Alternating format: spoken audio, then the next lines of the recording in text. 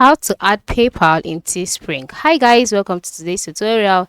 In this tutorial, I'll be showing you how you can add PayPal in Teespring. How do you do this? The first thing to do is to open your web browser and then log in into your Teespring account. Once you're logged in, you'll be brought to your home page, and then once you're on this page, by the left side of the screen, you'll see a menu. Navigate through to the settings page and then click on it.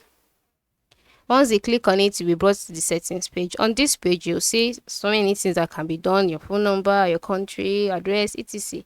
Just scroll down until you see set up your PayPal address. Okay, so that is our focus in this tutorial. We have to set up PayPal address. Now, next thing for you to do is to enter your PayPal email address. That is the email address you use to register with your PayPal account. Enter it in here and then re-enter it. Re-enter the email address here and then click on set PayPal address. Just like that, PayPal will be linked and added to your Teespring. So you can access this option once you have funds available to request a payout. This writing below means that you can be able to like access the pioneer settings once you have enough funds. So just go ahead and then link your PayPal address today. Thanks for watching.